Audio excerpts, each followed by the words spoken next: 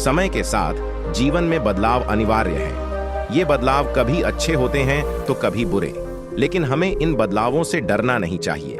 हमें इन्हें स्वीकार करना चाहिए और यह सोचकर आगे बढ़ना चाहिए कि ये बदलाव हमारे जीवन में कुछ अच्छा लेकर आएंगे। जीवन में वही व्यक्ति सफल होता है जो खुद पर विजय प्राप्त करता है। ऐसे व्यक्ति को जीवन में कुछ भी कर पाने में कठिनाई नहीं होती, चाहे समय कितना भी कठिन क्यों न हो।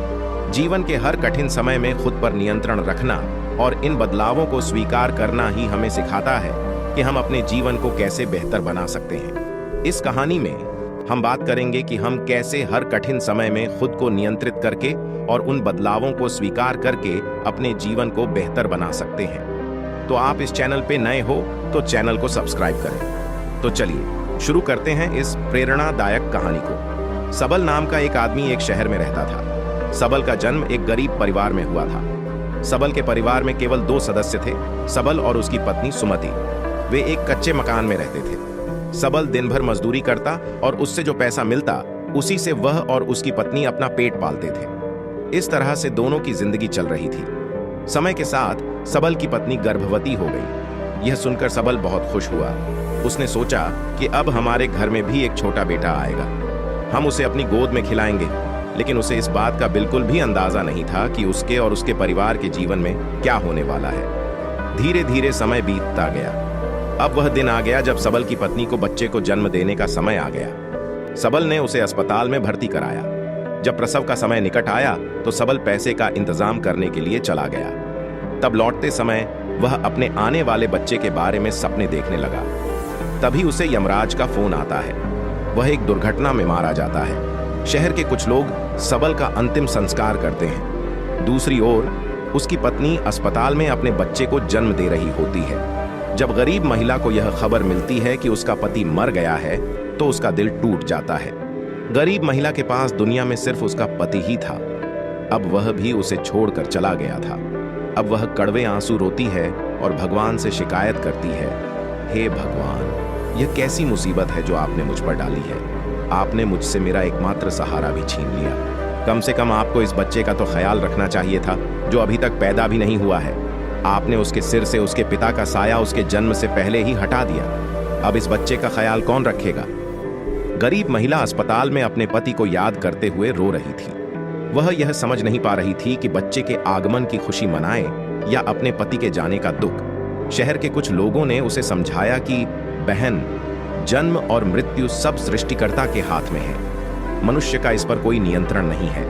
यह भी कहा जाता है कि जो भी भगवान करते हैं वह अच्छा ही होता है। तो जो चला गया उसके बारे में सोचने के बजाय जो यहाँ आया है उसके बारे में सोचो।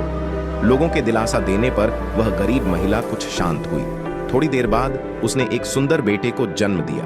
बेटे को देखकर उसका दुख कुछ कम हुआ। उसने सोचा कि अब मैं इस बेटे को पालूंगी और इसका ख्याल रखूंगी। यह मेरा सहारा बनेगा।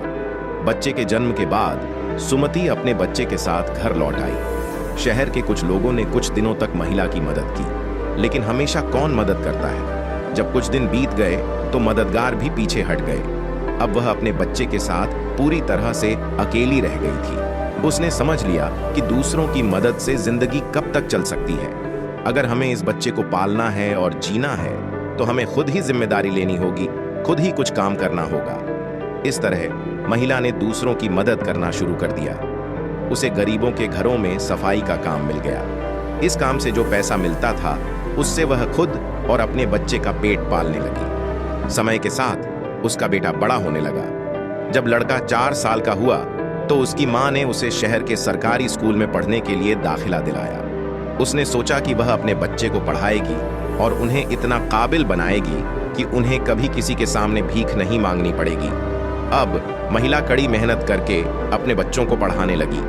बच्चा भी अच्छी तरह समझता था कि उसके घर में केवल एक मां है। उसके पिता जो परिवार के खर्चे उठाते थे उसके जन्म से पहले ही गुजर गए थे, इसलिए वह पूरी एकाग्रता के साथ पढ़ाई करता था। धीरे धीरे बच्चा 12 साल का हो गया।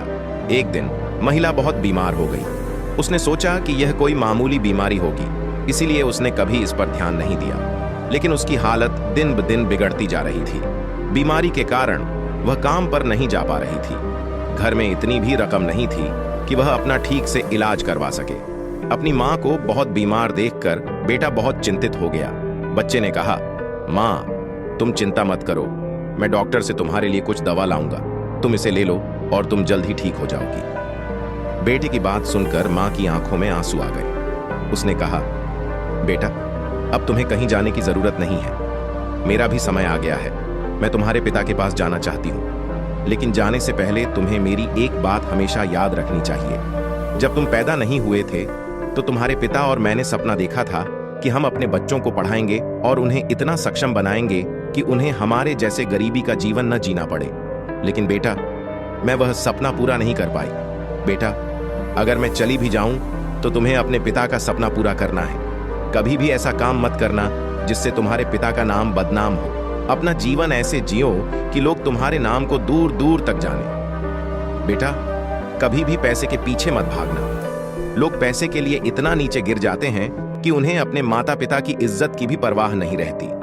तुम्हें हमेशा अपना नाम कमाना चाहिए बेटा। माँ की बातें सुनकर बच्चा बहुत प्रभावित हुआ। उसने अपने मन में ठान लिया कि वह अपनी माँ और पिता के सपनों को पूरा करेगा। उसने अपनी पढ़ाई पर और भी ज्यादा ध्यान देना शुरू कर दिया। उसने अपने मन में ठान लिया कि वह इतना मेहनत करेगा कि उसे कभी भी किसी के सामने हाथ नहीं फैलाना पड़े। समय बीतता गया और बच्चा मेहनत और लगन से पढ़ाई करता रहा। उसने हर कक्षा में अच्छे अंक हासिल किए और धीरे धीरे वह अपनी कक्षा का सबसे अच्छा छात्र बन गया। उसकी मेहनत और लगन को देखकर उसके शिक्षक भी उससे प्रभावित हुए और उसकी मदद करने लगे। बेटे ने अपने सभी शिक्षकों और मित्रों से बहुत कुछ सीखा। उसने न केवल पढ़ाई में बल्कि जीवन के अन्य पहलुओं में भी अपनी माँ की सीखों को ध्यान में रखा। उसने कभी भी पैसे के पीछे भागने का विचार नहीं किया। जब बच्चा 18 साल का हुआ तो उसने अपनी स्कूली शिक्षा पूरी कर ली। अब उसके सामने सबसे बड़ी चुनौती थी कि वह आगे क्या करे। उसके पास कोई पैसे नहीं थे कि वह अपनी उच्च शिक्षा जारी रख सके, लेकिन उसने हार नहीं मानी। उसने नौकरी के लिए कई जगह आवेदन किया और अंत में उसे एक अच्छी नौकरी मिल गई। वह अपनी नौकरी के साथ साथ अपनी पढ़ाई भी जारी रखता था। उसने अपनी कड़ी मेहनत और दृढ़ संकल्प से धीरे धीरे अपनी स्थिति को सुधारा। समय के साथ वह अपनी मेहनत से एक अच्छे पद पर पहुंच गया। उसने अपने पिता के सपने को पूरा करने के लिए कड़ी मेहनत की और अपनी माँ की सीखों को हमेशा याद रखा। उसने अपनी जिंदगी को एक मिसाल के तौर पर पेश किया और लोगों को दिखाया कि अगर इंसान में हौसला और दृढ़ संकल्प हो तो वह किसी भी मुश्किल को पार कर सकता है। तो दोस्तों, आपको इस कहानी से क्या सीख मिली वह आप कमेंट में जरूर बताएं।